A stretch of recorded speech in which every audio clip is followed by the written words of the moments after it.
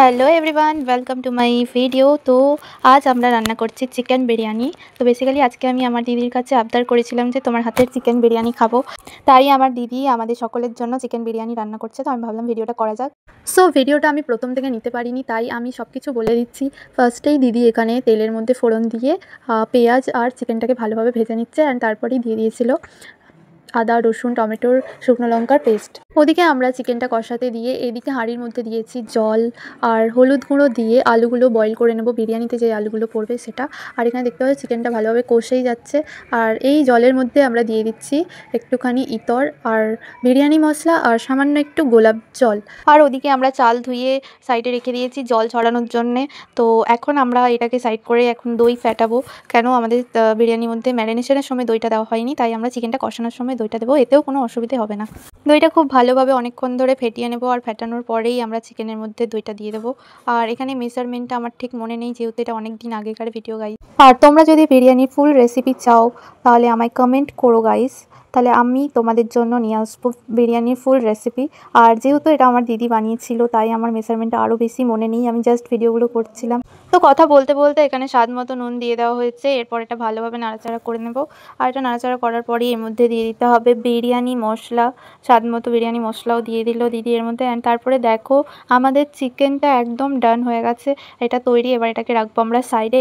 এবার আমরা যাবো নেক্সট পদ্ধতিতে গাইস। এটাকে সাইডে রেখে দিয়েছি, এবার চলো চালটাকে বয়েল করা যাক। তার জন্য এখানে আমরা জল নিয়ে নিয়েছি, আর নিয়েছি গোটা গরম মশলা, যেটাকে আমরা দিয়ে দিলাম জলের মধ্যে। আর স্বাদ মতো নুন দিয়ে দেবো। নুনটা দেওয়ার পরেই আমরা জলটা ছেড়ে দিয়েছিলাম কিছুক্ষণের জন্য, জলটা যাতে ফুটে যাক। তাই যেহেতু আমরা ফুটন্ত জলে চালটা দেবো, যাতে চালটা তাড়াতাড়ি বয়েল হবে।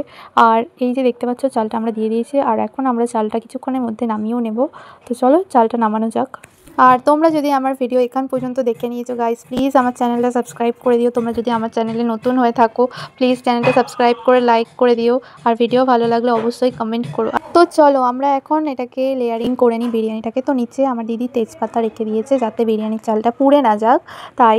আর এরপরে এখন দেব চাল, তারপরে বিরিয়ানি মশলা, মানে একে একে লেয়ারিং হবে। তার আগে এখানে আমরা দুধের মধ্যে কিছুটা রং গুলে নিচ্ছি, আর এর মধ্যেই দিয়ে দেবো 2 ফোঁটা মতো মিঠা আতর। মিঠা আতরটা দেওয়ার পরে খুব ভালোভাবে নাড়াচাড়া করে নিতে হবে, যাতে কোনো রকমের কালারের বা কিছু লাম্পস না থেকে যায়। অ্যান্ড তারপরেই আমরা চলে যাব হাঁড়ির দিকে। আমরা বেশি বেশি করে এর মধ্যে চাল দিয়ে দেবো হাঁড়ির মধ্যে। আর তারপরেই দিতে হবে বিরিয়ানি মশলা, আর যেটা হচ্ছে কি বেশি করেই দিতে হবে, একটু বিরিয়ানি মশলাটা দিলেই এটার মধ্যে স্বাদটা আসবে।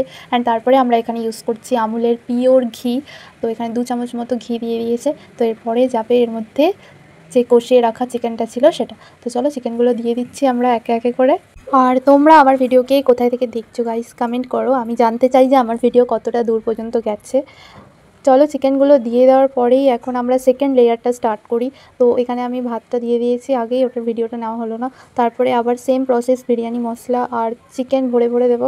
তারপরে এবার এখানে না আমরা মিডিল পোর্শনেই আলুটা দিয়ে দেবো। এরপরে আরও একটা লেয়ারিং হবে, তো আমরা মিডিলেই আলুগুলো সব দিয়ে দিচ্ছি।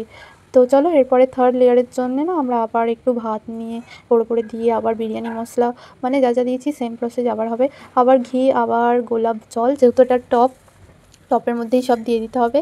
বিরিয়ানি মশলা দেওয়ার পরেই দিয়ে দিচ্ছি এখন আমরা ঘি, তারপরে দিয়ে দেবো গোলাপ জল, আর গোলাপ জলটাও ভরে ভরেই দিতে হবে গাইস। অ্যান্ড তারপরে আমরা এখানে দিয়ে দেবো ভুলে রেখেছিলাম যেই দুধের মধ্যে রঙটা, সেই রঙটাও দিয়ে দিচ্ছি।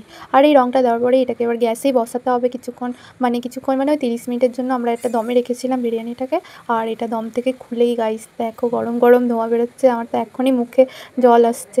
মাউথ ওয়াটারিং রেসিপি ছিল গাইস, তোমরা যদি এটা ফলো করে একবার ট্রাই করো প্লিজ আমায় জানিও কেমন হয়েছে। আর এটা খেতেও দুর্দান্ত হয়েছিল, আমার তো কোনো ভাষা নেই, আমার খুবই ভালো লেগেছে। অ্যান্ড তোমাদের কেমন লাগলো ভিডিওটা আমার জানিও। অ্যান্ড আবারও বলি, তোমরা যদি আমার চ্যানেলে নতুন হয়ে থাকো আমার চ্যানেলটা সাবস্ক্রাইব করে দিও। আর আমি এরকমই নিত্য নতুন ভিডিও নিয়ে আসতেই থাকবো গাইজ, আমার চ্যানেলটা ফলো করতে থাকবে। আর তোমরা যদি ভেবে থাকো ভিডিও করা খুব ইজি ব্যাপার, কিন্তু একদমই না গাইজ, ভিডিও করা খুব কঠিন। এটা প্রথমত তোমাকে রান্না করতে হবে, তার ভিডিও বানাতে হবে আর এক হাতে, আবার এক হাতে এডিট করতে হবে। তো চলো দেখা হবে আবার পরে ভিডিওতে গাইজ, বাই।